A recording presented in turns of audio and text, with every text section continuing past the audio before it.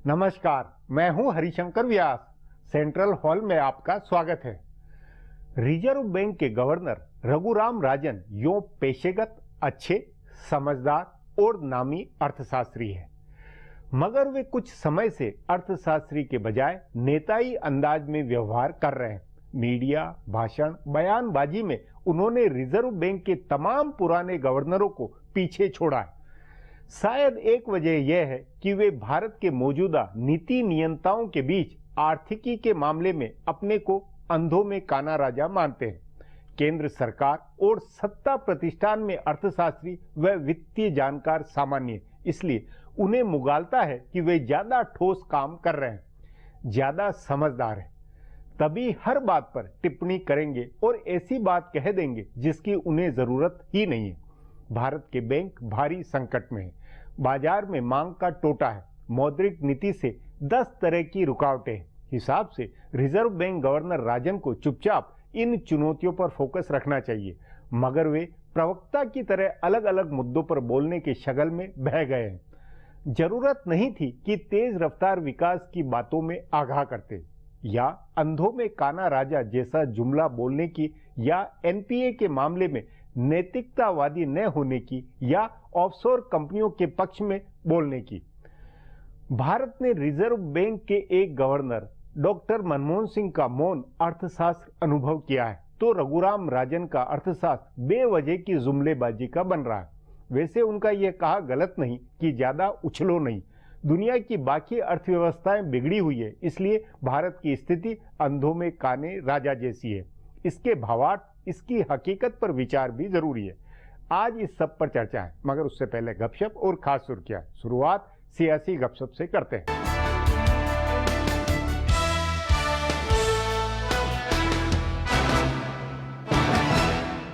इक़्तिदार में आने पर 1977 में जनता पार्टी ने इंदिरा गांधी को लेकर जो गलती की थी, नरेंद्र मोदी की हुकूमत वो गलती नहीं दोहराएगी। बीजेपी के माहिरीन ज़राए के मुताबिक अगस्ता वेस्टलैंड हेलीकॉप्टर बदउनवानी में अगर सबूत मिल भी जाते हैं तो सोनिया के खिलाफ एक हद से आगे कार्रवाई नहीं होगी, यानी किसी हाल में बात उनकी गिरफ्तारी तक नहीं पहुँचेगी। 1977 में जेपी के मना करने के बावजूद मोरारजी देसाई की हुकूमत ने इंदिरा गांधी को गिरफ्तार किया था और उससे मुल्क भर में उनके तय हमदर्दी पैदा हुई थी। बहरहाल मरकज की नरेंद्र मोदी हुकूमत सोनिया गांधी, अहमद पटेल और उस मुआहदे के वक्त यूपीए हुकूमत से जुड़े मजीद कुछ लोगों पर तफ्तीश की तलवार लटकाए रखेगी। इस बहाने कांग्रेस और सोनिया गांधी के खानदान को बदउनवानी के मामले में बदनाम करने की मुहिम चलेगी, क्योंकि अगस्ता मुआहदे को लेकर ये बात उठने लगी है कि वजीर आजम मोदी ने इटली के वजीर आजम से सौदेबाजी की और इतालवी मरीनों को छोड़ने के लिए सोनिया गांधी के खिलाफ सबूत मांगे। इसलिए इस मामले में कार्रवाई आगे बढ़ी तो सोनिया के तय हमदर्दी पैदा होगी। तभी कहा जा रहा है कि अगस्ता वेस्टलैंड का मामला सीबीआई और ईडी वगैरह की तफ्तीश से उलझा रहेगा और हुकूमत तलवार लटकाए रखेगी। गुजरात से जुड़े कई मामलों में नरेंद्र मोदी पर भी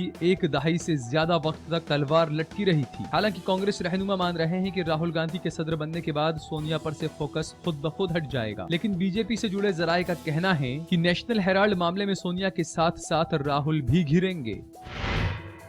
उत्तराखंड में सियासी बहरान की वजह से वहां की एक एवान बाला की सीट कांग्रेस के हाथ से निकलती नजर आ रही है, तो झारखंड में साबिक वजीर आला हेमंत सोरेन के हमलावर रुख की वजह से यहां भी कांग्रेस के हाथ से एक एवान बाला की सीट निकलती नजर आ रही है। एवान बाला की 2 सीटों पर जून जुलाई में इंतखाबात होने वाले हैं, जिनमें से एक सीट कांग्रेस के धीरज प्रसाद साहू की है। माहिरीन जराये के मुताबिक झारखंड मुक्ति मोर्चा इस सीट के लिए अपना उम्मीदवार उतारेगा। काफी हद तक मुमकिन है कि जेएमएम सदर शिबू सोरेन के छोटे बेटे बसंत सोरेन को पार्टी उम्मीदवार बनाए। असेंबली के तनासुब के मुताबिक एक सीट जीतने के लिए 28 वोट चाहिए। इस वक्त जेएमएम के पास 19 और कांग्रेस के पास 6 वोट हैं। जेएमएम के रहनुमाओं का कहना है कि कांग्रेस को ये सीट छोड़नी होगी, क्योंकि उसके पास पर्चा दाखिल कराने के लिए भी अराकीन असेंबली की जरूरी तादाद नहीं है। फिर भी अगर कांग्रेस अड़ेगी तो जेएमएम गुज़िश्ता मर्तबा की तरह मुस्लिम उम्मीदवार उतारेगी, ताकि कांग्रेस के लिए हिमायत करना मजबूरी हो जाए। दरअसल जब से कांग्रेस ने जेडीयू से हाथ मिलाया है और बाबूलाल मरांडी की पार्टी को साथ लेकर इंतखाबात लड़ने का इशारा दिया है, तभी से जेएमएम के रहनुमा तनहा लड़ने की तैयारी में जुट गए हैं। इसी हिकमत अमली के तहत 2 सीटों गोड्डा और पांकी के जिम्नी इंतखाबात में जेएमएम ने अपना उम्मीदवार उतारा है। कुछ वक्त पहले जेएमएम ने लोहरदगा सीट पर कांग्रेस के सुखदेव भगत को हिमायत दी थी, लेकिन उसके बाद कांग्रेस ने जेएमएम से कोई रिश्ता नहीं रखा। इससे उसके रहनुमा खासे नाराज हैं।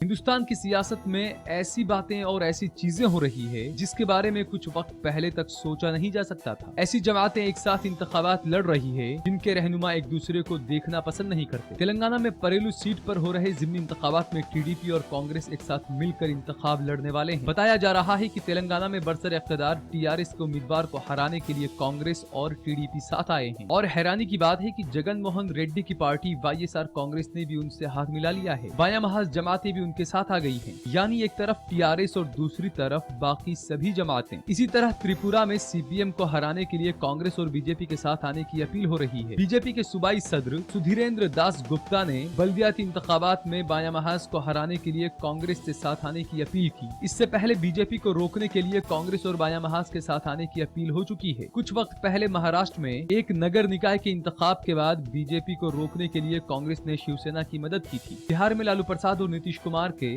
और मगरबी बंगाल में कांग्रेस और बायां महाज के साथ आने के बाद से कई इलाकाइयों के बारे में कयासाराइयां तेज हो चुकी है। बीजेपी के कौमी सदर अमित शाह इस बात को लेकर फिक्रमंद हैं कि यूपी में बीजेपी को रोकने के लिए कहीं बिहार की तरह सपा और बसपा एक न हो जाएं। अब आज की सुर्खियां ये लीक से कुछ हटकर है और इनसे देश की दशा दिशा को बूझ सकेंगे।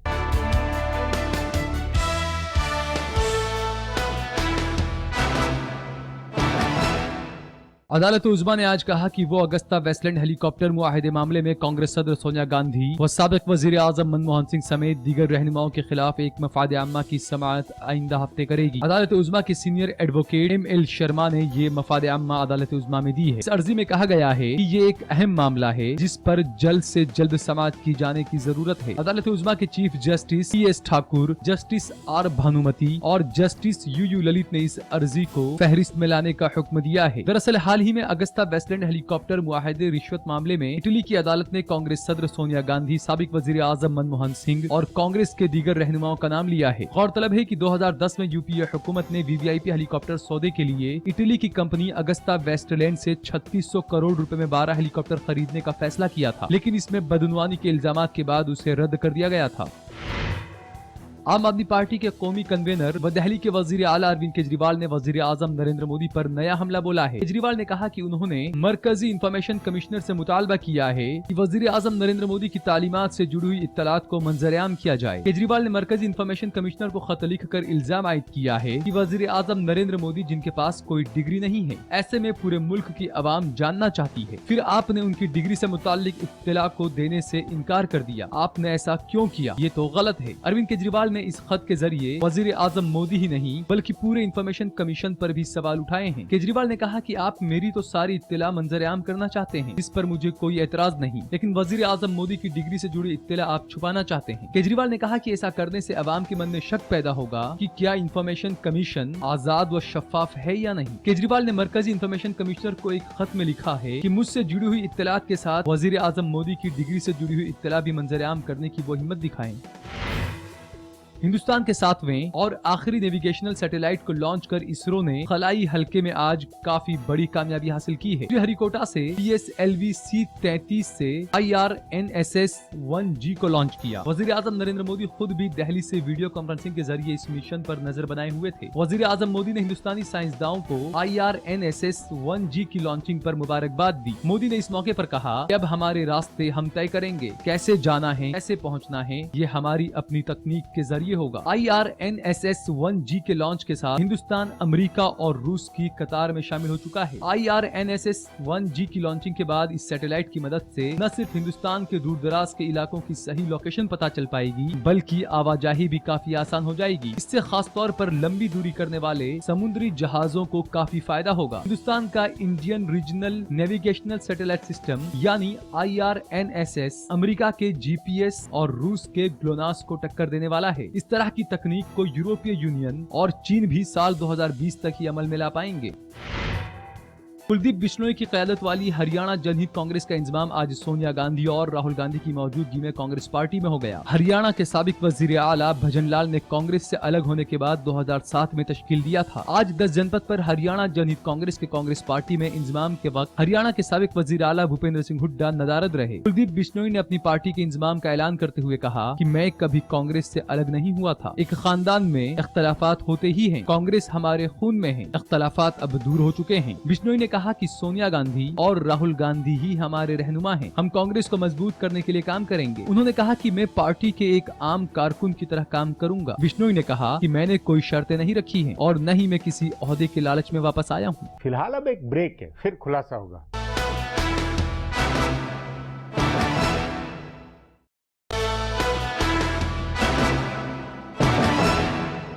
रघुराम राजन की बातें इसलिए नेताई है क्योंकि वे कई बार सरकार के आशावाद को काटती लगती है। उन्होंने ठीक कहा कि भारत को लंबा सफर तय करना है। ब्रिक्स देशों में भी भारत के प्रति व्यक्ति आय का स्तर सर्वाधिक कम है। 20 साल लगातार हम तेज रफ्तार विकास करें, तभी हम जो सोच रहे हैं वह पा सकेंगे। इस पर आगे चर्चा करें, उससे पहले देखें मेरा ये खुलासा।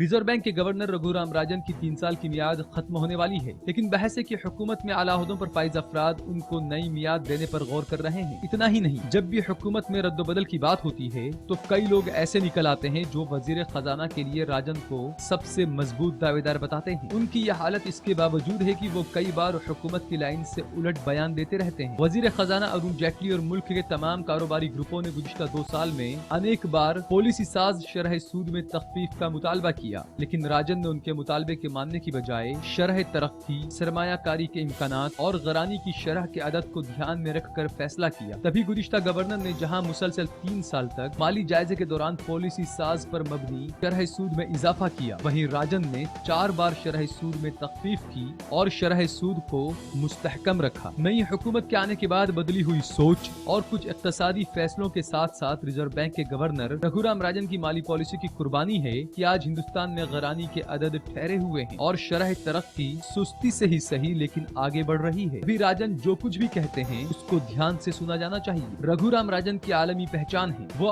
IMF के इक्तसादी मुशीर रहे हैं और अमेरिका के मशहूर इदारों में इक्तसादियात पढ़ाते रहे हैं, इसलिए वो आलमी इक्तसादियात के हालात और उतार चढ़ाव से बेहतर ढंग से वाकिफ हैं। अभी जब उन्होंने कहा कि हिंदुस्तान की इक्तसादियात की हालत अंधों में काणे राजा जैसी है, यानी दुनिया की दूसरी इक्तसादियात की हालत ठीक नहीं है, इसलिए हिंदुस्तान की शरह तरक्की ज्यादा नजर आ रही है, उनका अंदाजा सही है। लेकिन जिस आलमी फोरम पर उन्होंने ये बयान दिया उसे लेकर सवाल उठे। अगर वजीर आजम नरेंद्र मोदी उन पर यकीन कर रहे हैं तो उन्हें भी अपनी फिक्र वजीर आजम को बतानी चाहिए। इसके बजाय वो आलमी फोरम पर फिक्र जाहिर करते हैं। इससे कुछ ही वक्त पहले जब पनामा पेपर्स लीक हुए और 500 हिंदुस्तानियों के अकाउंट गैर मुल्कों में होने का खुलासा हुआ तो सबसे पहले ऐसे अकाउंट होल्डरों की हिमायत में रघुराम राजन उतरे। हैरानी की बात यह है कि रघुराम राजन क्रोनी कैपिटलिज्म के खिलाफ रहे हैं और उन्होंने इस पर कई पेपर्स लिखे। इसके बावजूद उन्होंने कहा कि ये जरूरी नहीं कि गैर मुल्कों में मौजूद तमाम अकाउंट गैर कानूनी हो। उनकी इस हिमायत से पनामा पेपर्स के जरिए ब्लैक मनी की जो तफ्तीश होने की उम्मीद थी वो कमजोर हो गई। चाहे बैंकों के कर्ज डूबने का मामला हो या पनामा पेपर्स हो या मुल्क की इक्तसादी हालात हो या शरह सूद में तख्फीफ का मामला हो, रघुराम राजन हर बात पर मंजरेआम आकर बयान देते हैं। उनका अंदाज रहनुमाओं वाला हो चुका है। कई बार लगता है कि वो हुकूमत की हिमायत करने वाले रहनुमा है, तो कई बार वो हिज़्ब इख्तिलाफ के रहनुमा होने का एहसास कराते हैं। बाकायदा उन्हें संजीदगी के साथ अपनी जिम्मेदारियां पूरी करनी चाहिए। वो कई बार शरह सूद में तख्फीफ कर चुके हैं, लेकिन बैंक इसका फायदा अवाम को नहीं दे रहे हैं। घर और गाड़ी के सेक्टर में बहरान बदस्तूर कायम है। बैंकों के लाखों करोड़ रुपए डूबे हुए हैं। इक्तिसादी तरक्की की शरह सुस्ती से आगे बढ़ रही है। ऐसे में राजन को बैंकिंग और तरक्की के अलग अलग आयामों पर ज्यादा ध्यान देना चाहिए। अब एक ब्रेक है, उसके बाद भारत की आर्थिकी पर चर्चा करेंगे।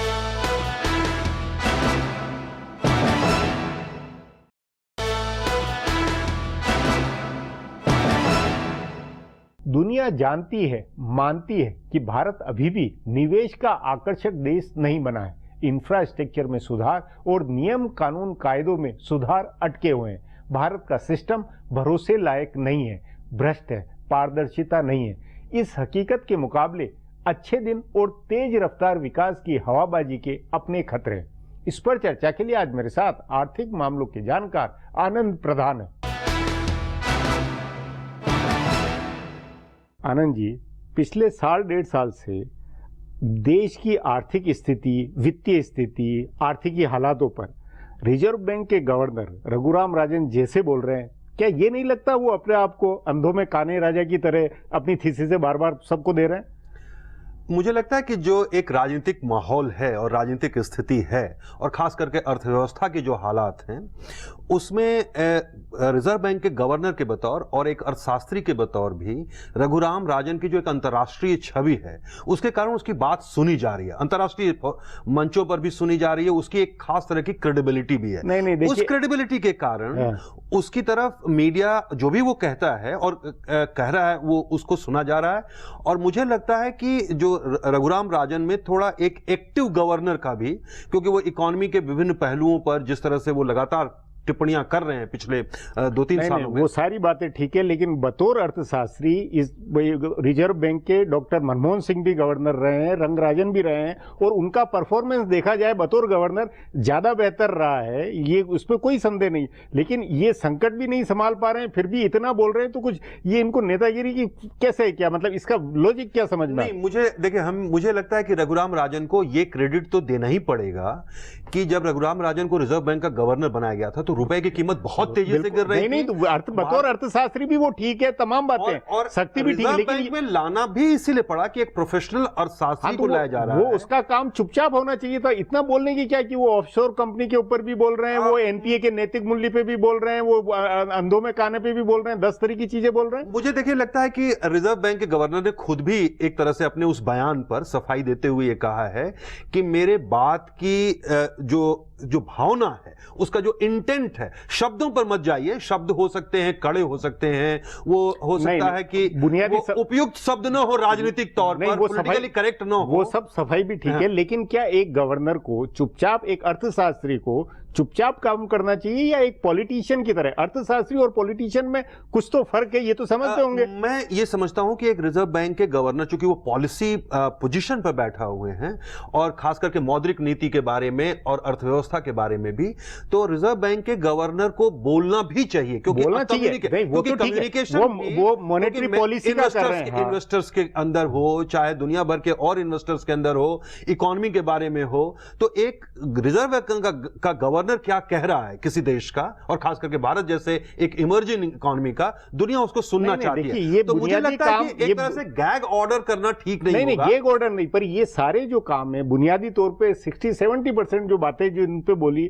वो एक वित्त मंत्री के लिए ज्यादा शोभा देता है देश की, वो नीति निर्धारक ज्यादा बुनियादी तौर पर है। ये अर्थशास्त्री को तो अर्थशास्त्री की तरह रहना चाहिए। नहीं, हम अर्थशास्त्री से यह भी अपेक्षा करते हैं कि देश के सामने जो अर्थव्यवस्था को लेकर के जो बहस चल रही हो, जो चर्चाएं चल रही हो, नहीं वो चर्चा नहीं चला है, उसमें अपनी तरफ से एक राय, जो रिजर्व बैंक की राय है, रिजर्व बैंक का जो पॉलिसी नीतिगत मामला, वो अपनी जगह कहना ठीक है, बिल्कुल। लेकिन कि एक अगर कंट्रोवर्सी पनामा पेपर्स आ रहे हैं तो ऑफशोर कंपनी के उनको जस्टिफाई करना है कि नहीं, ऐसे उद्योगपति कर सकते हैं, इसकी तुक क्या थी? या तो पूरा एक बयान देते नीतिगत। मुझे लगता है कि कुछ मामलों में वो ओवर रीच का भी मामला, आपका बिल्कुल ठीक कहना है, और यह भी हमें याद रखना चाहिए कि अंततः रघुराम राजन उसी लिबरल इकोनॉमिक फ्रेमवर्क से आते हैं जहां जो सवाल जिनको आप कह रहे हैं कि वो अपने दायरे से बाहर जाके कह रहे हैं, लेकिन मुझे लगता है कि जैसे ऑफशोर बैंकिंग का सवाल हो, बैंकिंग के एमपीएस का सवाल हो, नैतिकता का सवाल, परसेप्शन है उसको ठीक कराने का काम वो उनका दौरे होना चाहिए। वो तो वित्त मंत्री जवाब दे, सरकार जवाब दे, वो तो तब समझ आता है। बिल्कुल, एक तरह से निश्चित तौर पर मुझे लगता है कि आज के उस बयान में यह है भी कि आगे उनको थोड़ा, उन्होंने खुद कहा है कि मुझे सावधानी से शब्द चुनने पड़ेंगे, क्योंकि इस तरह की कंट्रोवर्सी मैं खुद भी नहीं चाहता हूं। हालांकि उन्होंने जो कहा है आर्थिकी के मामले में कि तेज रफ्तार को लेकर जैसी उम्मीदें की जा रही है और वो हो रहा, वो अपनी जगह बात ठीक है, बिल्कुल लॉजिकल है। और मैं असल में मुझे लगता है कि चर्चा भी हमें उसी पर करनी चाहिए, क्योंकि जो रघुराम राजन का कहना है कि सचमुच में पिछले कुछ महीनों से एक ये है कि चूंकि दुनिया में हम सबसे तेज गति से बढ़ती हुई बार-बार हम बात हो रही है, कहीं ऐसी ना हो कि हम निश्चिंतता में और खुशफहमी में पड़ जाएं, और जो उसके अनुकूल उसको, उस अर्थव्यवस्था की गति को आगे बढ़ाने के लिए, और उसको बिना एक पर्सपेक्टिव और कंटेक्स्ट में रखे हुए हम ना समझें। जैसे अब अगर हम चाइना से बार बार तुलना करते हैं, तो चाइना की अर्थव्यवस्था हमारी तुलना में 5 गुना बड़ी है। नहीं, बड़ी भी है, और वहां अभी भी कैपिटल फॉर्मेशन है, अपने यहाँ का आंकड़ा 18% पहुंच गया, वहां भी 40 से ऊपर चल रहा है। 40 से देखिए, अगर क्या है कि अगर जो ग्रॉस कैपिटल फॉर्मेशन है वो हमारे यहाँ 30% पर आ गया इस समय, जो कि कम से कम 34 से 36% होना चाहिए। पहले था एक दौर में पहुंच गया था 34 से 35% तक, तभी आप 8 से 9% की ग्रोथ रेट पर पहुंच सकते हैं। वो लगातार गिर रहा है और अभी भी जो रिपोर्ट्स आ रही हैं वो ये कह रही हैं कि हमारे देश में कैपिटल फॉर्मेशन या इन्वेस्टमेंट लेड ग्रोथ नहीं है, ये कंजम्पशन लेड ग्रोथ है। और इसीलिए हम अभी भी अपेक्षा कर रहे हैं कि अच्छा मॉनसून आ जाए तो कंजम्पशन बढ़े, हम इसीलिए अपेक्षा कर रहे हैं कि पे कमीशन लागू हो जाएगा तो लोगों के पास ज्यादा आय आएगी तो फिर उससे कंजम्पशन बढ़ेगा।